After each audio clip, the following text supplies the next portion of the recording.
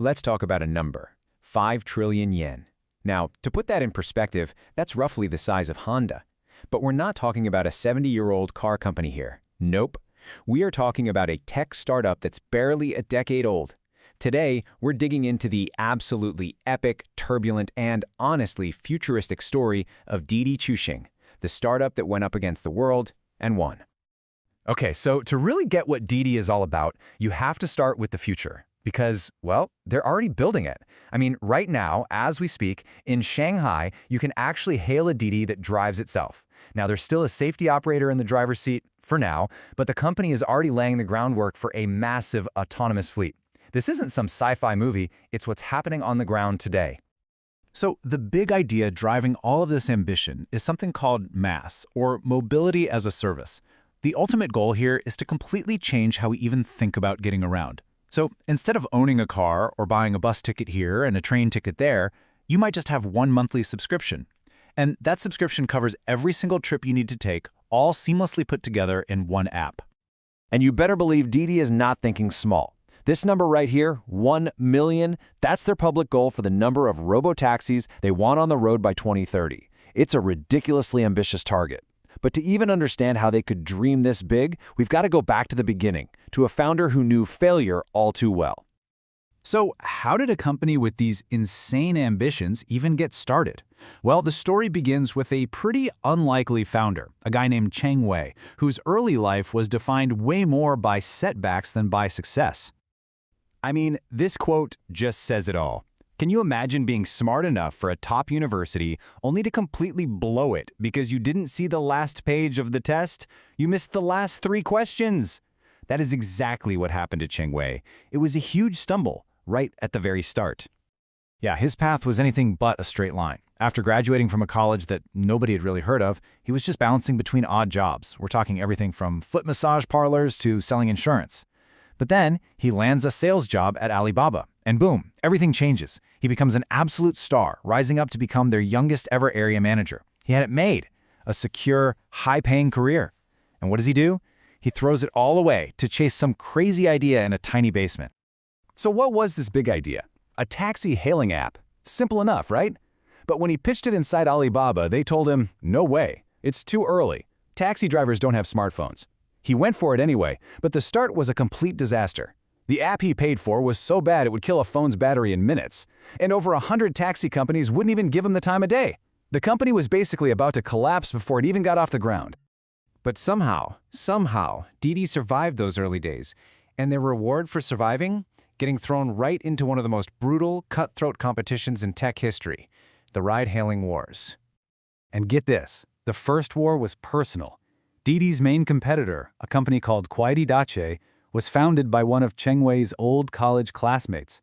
And this quickly turned into a proxy war between China's biggest tech giants. Didi got a huge investment from Tencent, so naturally its rival Kuaidi Dache got a huge investment from Alibaba. The stage was set for an all-out brawl. And their weapon wasn't some brilliant new technology. It was just cold, hard cash. This whole era became known as the money-burning war. It's a playbook we've seen over and over in tech. You use massive amounts of investor money to subsidize everything, you lose a fortune on every single sale, but you do it to absolutely crush your competition and own the entire market. It was a desperate race to the bottom. Just to give you an idea of how crazy this was, at the peak of the war, for just one ride, the passenger would get a 10 yuan bonus, and the driver would also get a 10 yuan bonus. People started taking taxis to go to the supermarket 3 minutes down the road because it was basically free. It was completely insane and totally unsustainable. So right as these two rivals are about to bleed each other dry, a new, massive threat shows up. Uber, the American giant that was already conquering the world, announced it was coming to China. And suddenly, Didi and Kuaidi had to ask themselves, can we really afford to keep fighting each other when this global monster is knocking at the door?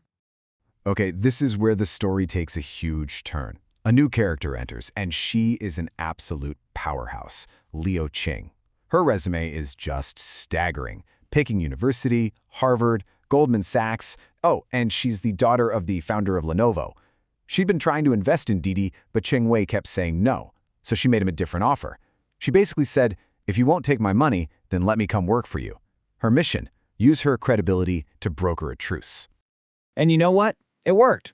The wars ended with two huge victories. First, in 2015, Liu Qing managed to negotiate a merger with their rival Kuaidi Dache, creating the new Didi Chuxing.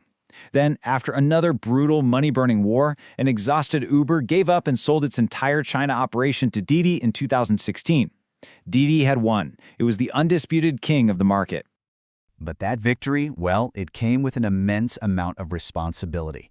By completely dominating the market, Didi was now on the hook for the safety and well-being of hundreds of millions of people. And pretty soon, the cracks started to show.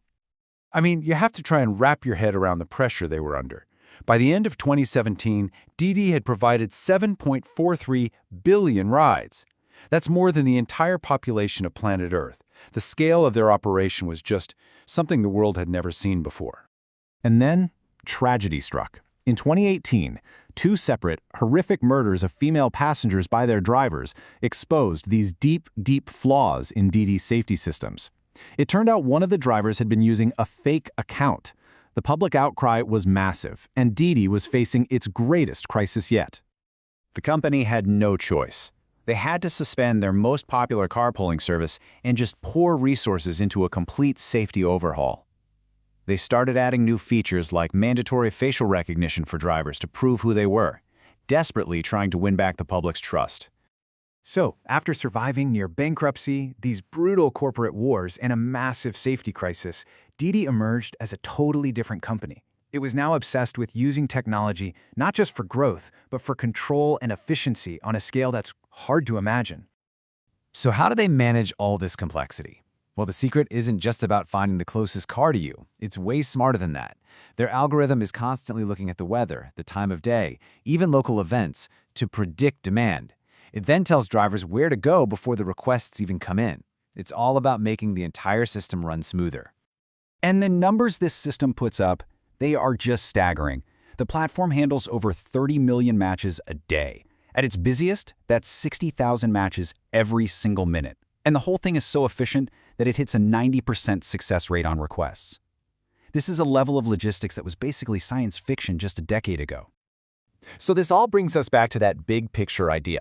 As we head towards this future of mobility as a service, there are really two competing ideas for how it's going to work. You've got the alliance model, where different companies, bus lines, train operators, you name it, they all partner up. And then you have the Didi model, one single powerful company that wants to build and control pretty much everything itself. And that leaves us with one last, really critical question. As our cities get more and more connected, what does that future actually look like? Is your daily commute going to be managed by a single, all-powerful platform like Didi, or will it be a team effort between lots of different players? The answer is going to define how we get around for decades to come.